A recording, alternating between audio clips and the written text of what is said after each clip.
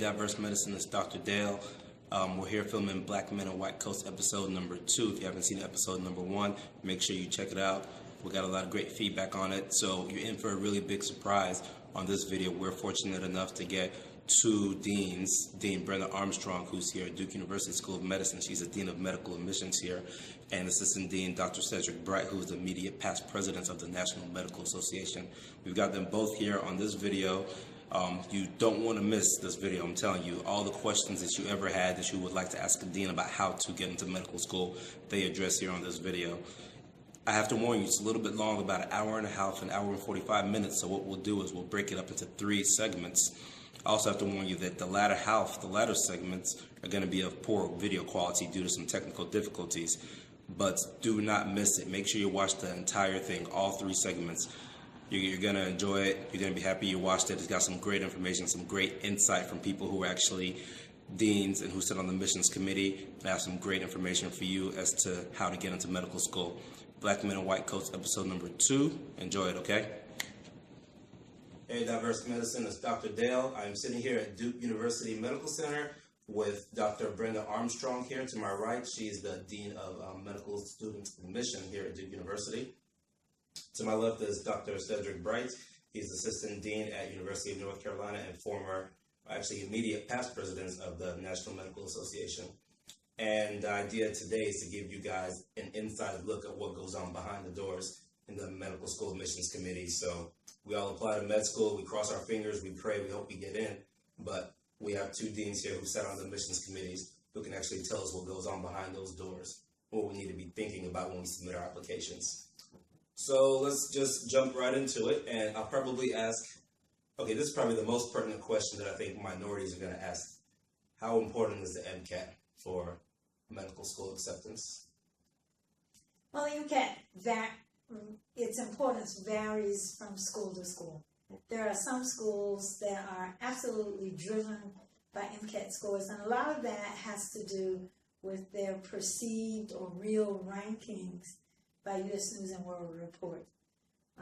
There have been many voices that have tried to sort of neutralize that position and remind students that MCATs don't just get you into medical school. They're one piece of data, and an application that is competitive includes many more things other than a one-time score for a very high stakes test that there is some evidence of cultural bias.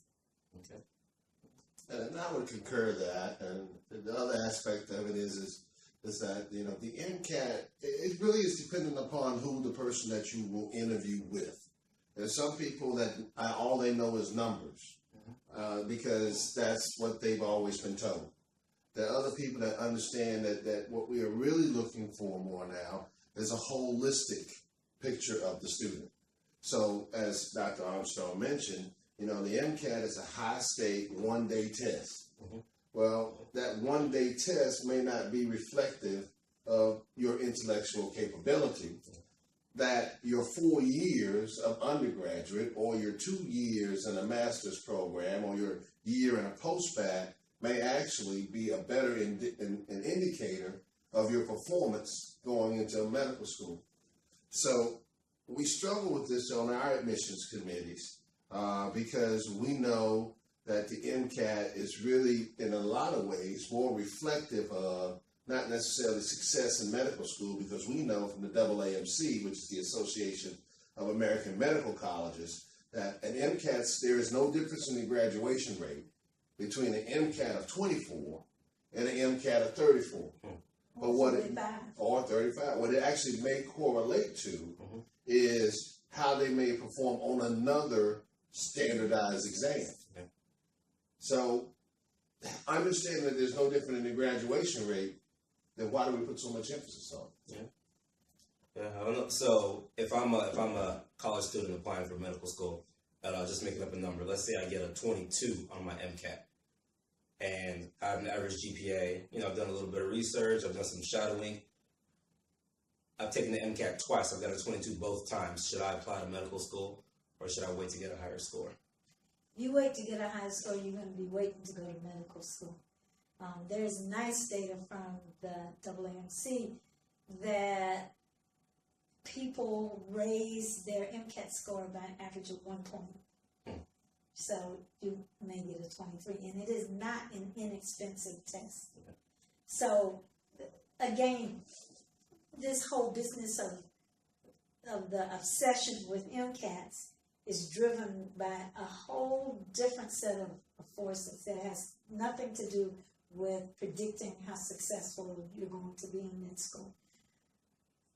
The other thing, the larger question here is who should go to medical school? You know, and as an applicant, you need to ask yourself in the context of what we are challenged with where healthcare is concerned, and especially disparities are concerned in this country as well as globally, then we need to ask a much bigger question, and that is, what are those components that we are looking for increasingly in a student who can do medicine? You have to be able to do the science and think logically, but you get that logical thinking from philosophy just as well as you get it from science. Now, all science does is to ask you to take a set of facts and interpret those facts in a logical way. So some of the very best students that have come to this medical school didn't even major in science. They did something else. But you have to be able to do the science. You have to be able to take a bunch of facts and then distill from those facts what the point is, and then how to apply it, and then how to teach somebody else, not just another student or somebody who is another learner, but how you teach the patient, because what you are is a teacher for them. So in addition to consistent performance in academics, both humanities as well as in the traditional sciences, there's that other piece as well. And we have some data. One of the things we did was we asked the people who were going to receive this group of people coming out being doctors, what they wanted. And to a person, they said, we don't want dumb doctors. They were very clear. We don't want dumb doctors. And so I said, well, what does that mean? I said, find those people who are naturally inquisitive, who ask the annoying questions in class that nobody else wants to ask because they're too afraid, but they're not afraid. You know, listen to them.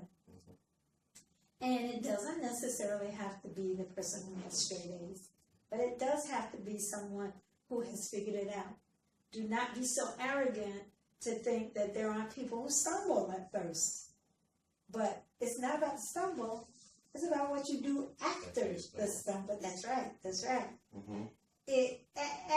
Ask yourself, do you want a doctor who has had to struggle and maybe had to work while trying to maintain this fierce academic focus?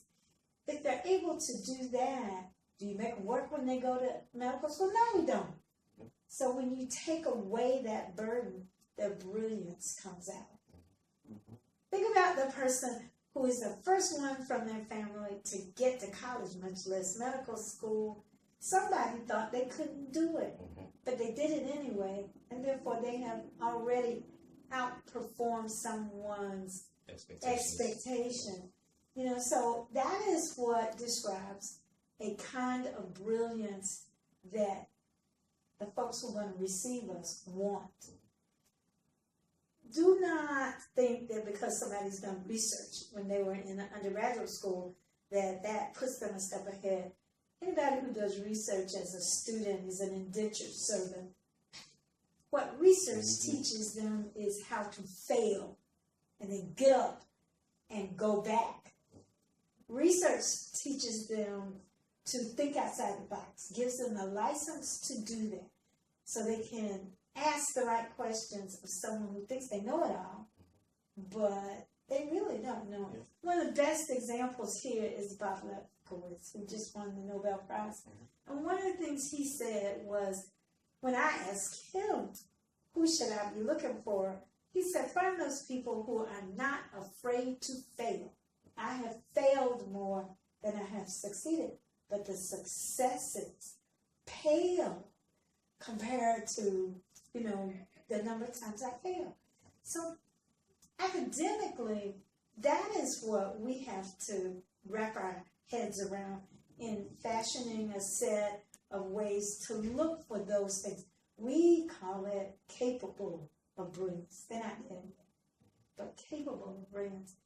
And then on the other hand, it was people who were like our patients who said, but that's not good enough. It's not good enough just to be smart, which I thought was wonderful.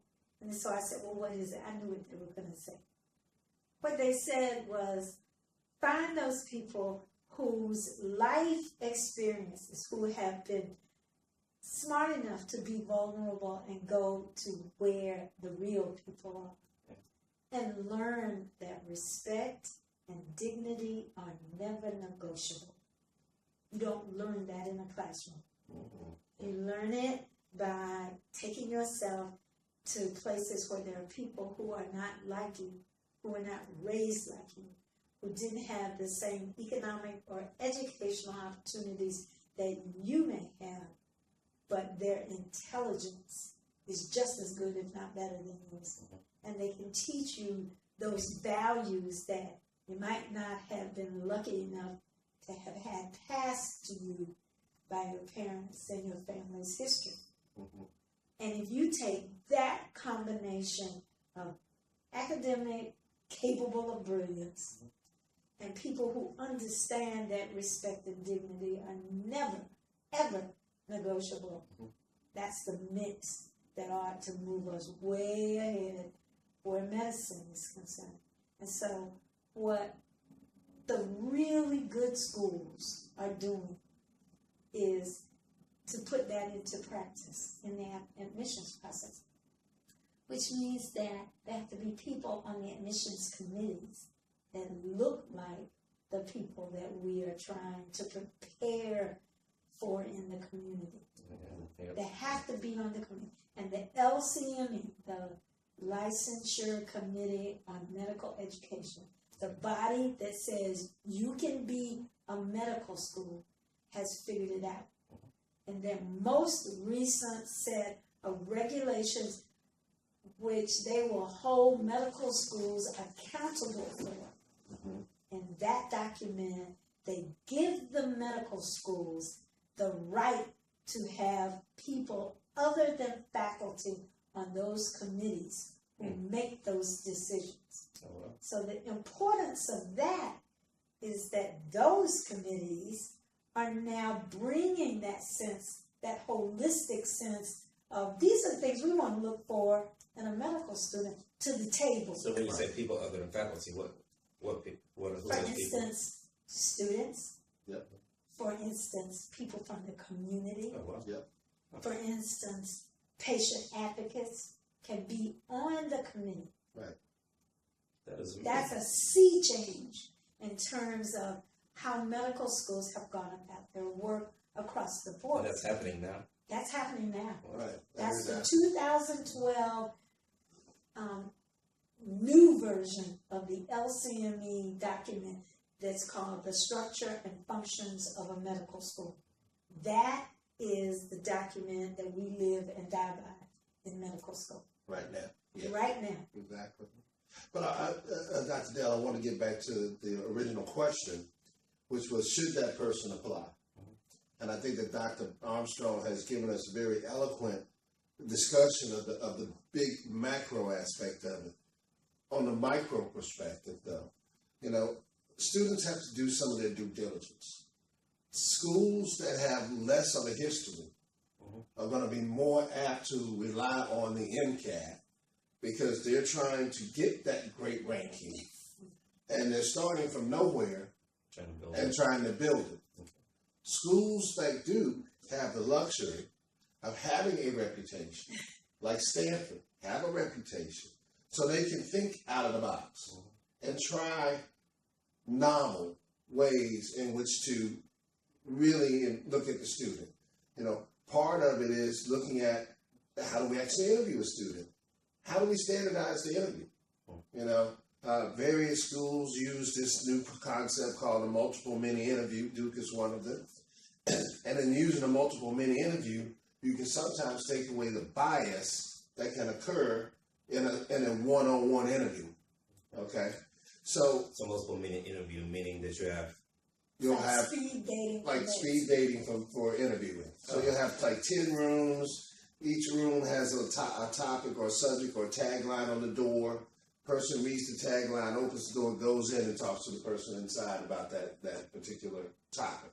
Wow. Okay, so from that way, you get sometimes a better view of the student holistically than you do with one person who, when the student walks in the door, already has a bias. Mm-hmm. Okay, so the other aspect, though, you know, that 22 MCAT may be acceptable at certain schools. Mm-hmm. So what you have to do is you have to do your homework Exactly. and know which schools. And the AAMC produces a book that puts out the information that allows students to know which are the scores that most of the students get at a certain school where they're admitted.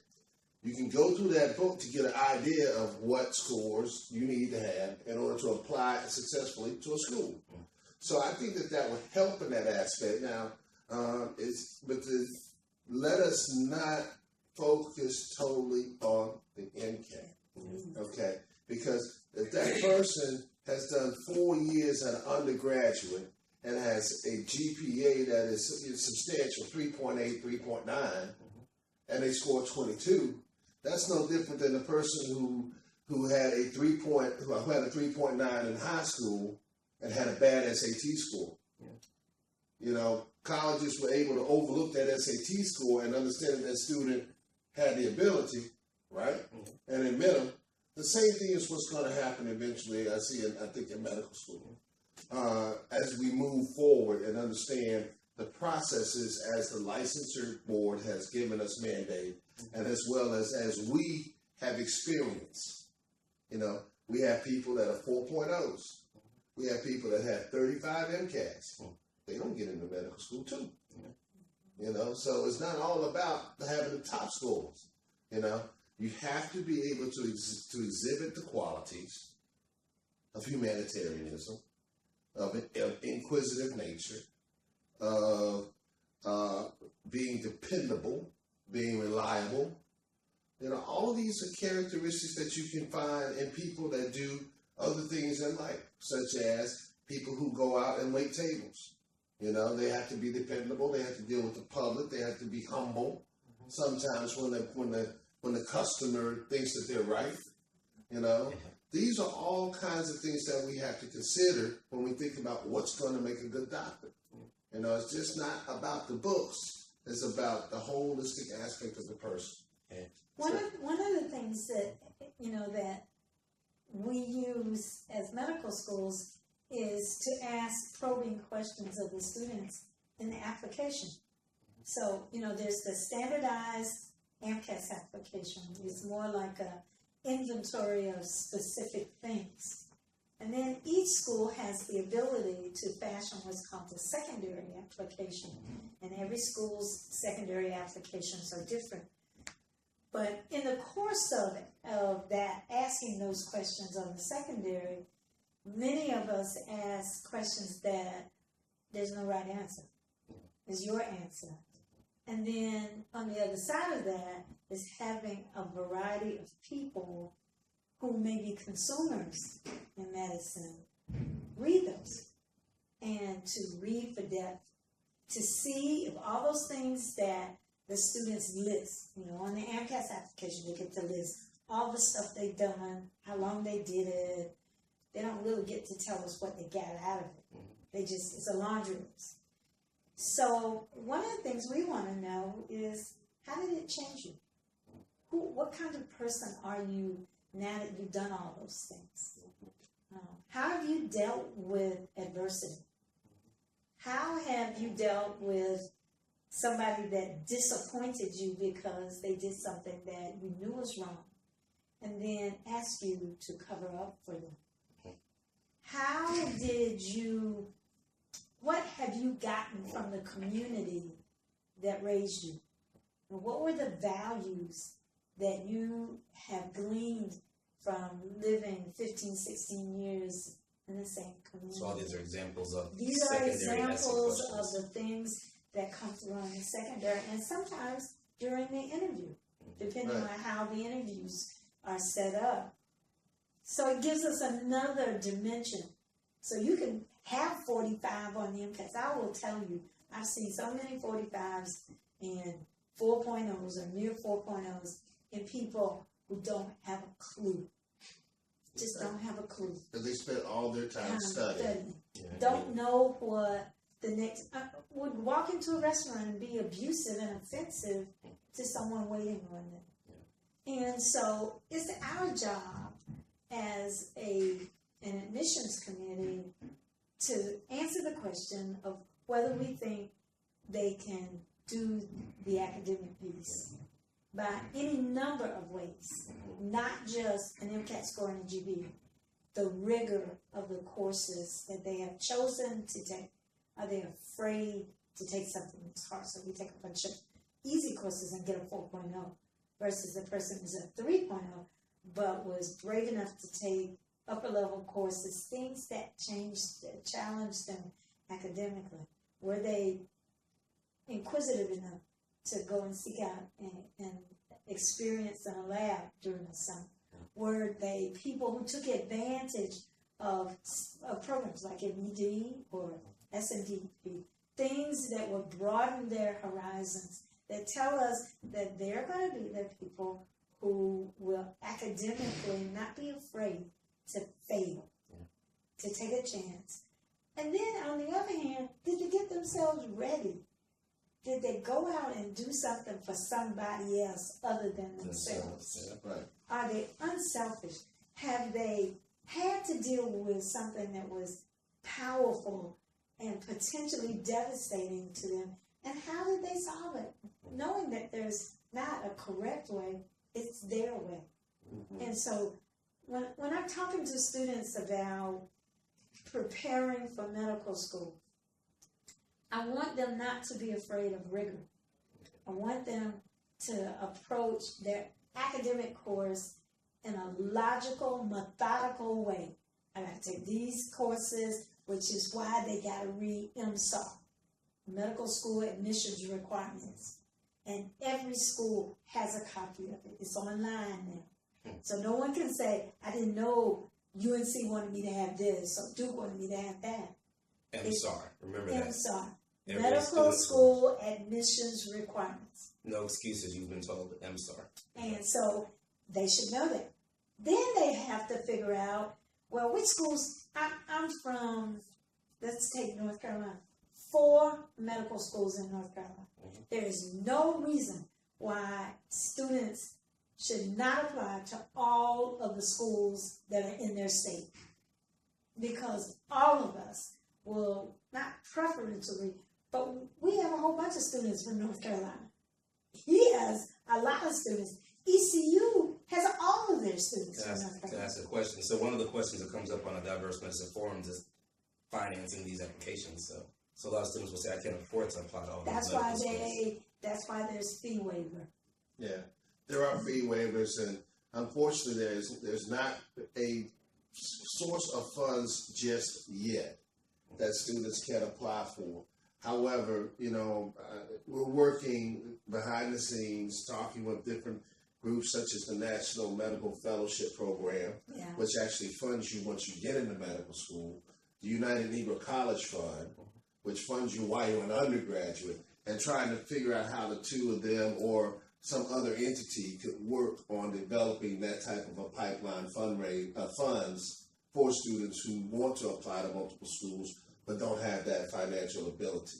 Yeah, we recognize that as a very crucial aspect. And it's also, Dr. Dale, one of the reasons why students apply to medical school late. That's right. Because, they're having to work to find the money, or they're waiting for their parents to find the money, and it makes their application get later and later. And the later your application comes in, the greater competition that you have, because slots kind of go. We most of the medical schools have kind of a rolling admissions, that we're rolling our admissions as we go along. We don't wait all the way to a certain date and then throw in 50% of the class, then go back, review all the application, and throw the other 50% in. We roll them in as we go along. So by rolling admissions, you mean if I applied in August, there's a chance I could get accepted in September, by Right. October. Yeah. While other students are still applying. While still applying, And all that's those correct. spots are getting taken up as the years go on. But that's where MSAR becomes critical. Very true. Because all of that information about the admissions process for every school in the country is in MSAR. So we don't roll, for instance. We send all of our acceptances out on one day in March. But UNC does, and most schools in the country actually roll. It's rare to not roll. But getting back to the business stuff of funding this, that's why you have to be methodical. You have to, as far as I'm concerned, you should apply to the schools in your state. Because most states have an obligation, because they're funded by the legislatures, they have to take X percentage of their students from the state. Even in private schools? No, not the private schools, but schools that receive funding from their legislatures have to do that. And, it just makes sense that if you're in the state of North Carolina, we get a lot of applications from students from North Carolina. Yeah. And so they should always do it. That's almost like, it's like your fallback. It's where you're going to have a much higher chance of getting into medical school. And then you have to decide, what am I looking for? What kind of school environment am I going to look for? Right. And what is the track record? And what is the school noted for? If you're not interested in research, and that's a completely different discussion for me, but if you're not interested in research and you know that X school is a research-intensive school, then why will you apply to it? Well, do you think that might be the only school you can get into? No, it usually isn't the case. Mm-mm. So one of the things that Cedric said that wasn't emphasized enough is that the process of getting into medical school is a proactive process that the students have to take ownership of this. And so they've got to figure out some fundamental questions. Do I want to go to a school that does a whole bunch of research? Do I want to go to a school that is very well known for its clinical training of students and send most of their students into clinical medicine, or some mix of the two? Do I want to go far away from home? Is there a compelling reason for me to stay near home? And for many students, there are. The bottom line here is to get trained and go out and practice. That's the bottom line. So you have to decide what you think you're going to be satisfied with. And it's interesting, there are some people who will apply to 30 schools, but the average number of schools to get into medical school for everybody is about 15. Apply to 15 and you'll get it. Really. And again, it's deliberate. You have to be deliberate. You have to sit down and say, where do I want to live? What kind of medical school environment do I want to be in? And what is it going to cost me on the back end? Right. And really, that's probably one of the bigger drivers now is indebtedness. That's right. And then that's where an in-state school has an advantage over a private school. That's right. So, that's another component of it. But, you mentioned the aspect of students having to understand where they want to go, right? And I'll just use me as an example. When I graduated from college and took a year off, as we went and worked, that's what really confirmed that I needed to go to medical school. Because the job that I had working as a paralegal was just not something I could see myself doing forever. So that really made me decide I need to go back, study a little harder for that MCAT test. Yeah. Okay. So I went back and did that. But I only applied to 2 schools. I applied to Carolina and I applied to East Carolina because I'm a North Carolina resident. And there was, for me, the value of the education. It was a value proposition. The value of the education versus the cost of the education, it was just a no-brainer. Yeah. You know, when I went to medical school at Carolina, I hate to really say this because it seems like it was forever ago, but, you know, my tuition was $1,400 a year. Yeah, I know. Yeah. Wow. Yeah, $1,400 a year. You know, and still now, when we look at the value proposition, the Carolina admissions, Carolina in-state tuition is about $18,000. Our average student, by the time they graduate with an in-state residency, is in debt less than about $108,000 is what they come out in debt up to. Okay. Do you know what the national average? Oh, the It's national. $150,000 for a public institution and close to $200,000 for private institutions after 4 years. Yeah. So see, that can make a big difference in where students decide to go to school as well. But what I will tell, you know, students is, you know, for what you will do once you get to the other side, that indebtedness is really nothing. That's right. Because you will recoup that and more once you get to the other side. So don't be afraid to go into debt, but let your debt also be a motivator for you that you cannot fail. Yeah. Okay? Because the worst thing you can do is get halfway through medical school and have all that debt and then not finish. That's right. You know? Because that debt then becomes due right away. Exactly. That's right. It becomes due So, right away. so, you know, and then here's the other thing, you know, Dr. Dale, you know, students, you know, not only at the medical school level, but at the undergraduate level, must learn what you know and what you don't know. And that's crucial. Because when you have the ability to discern what you don't know, that's when you become empowered to know how to go get help. Yeah. And one of the things that I see a lot of students thinking is that they can do all of this on their own. And the honest truth of it is, just as it takes a village to raise a child, it probably takes that same village to raise a doctor. You know, and, you know, some of the schools that are going to be the most successful where students see other students like themselves who form communities that support each other. And therefore, everybody succeeds because that rising tide lifts the boat that everybody is in. And people are conscientious not to leave people out. Okay? That's the kind of environment that you also want to look for at a school. If you go to a school and it's all cutthroat, me, I don't want to be there because that's not the type of person I am.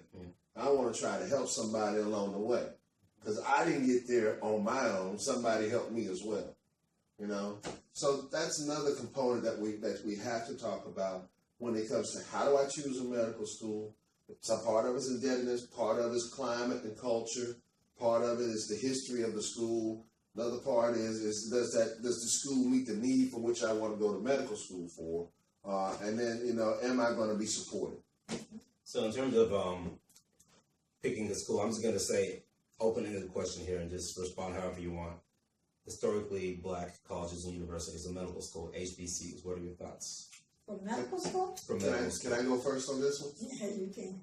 So my thoughts on it, Dale, are that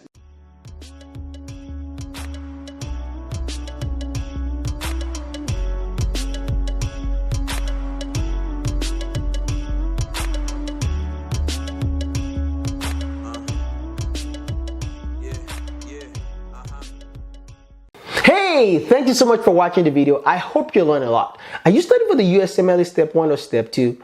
Are you studying for the NCLEX or you're currently in nursing school as a nursing student? Are you a PA student currently in school or studying for your PANCE exam?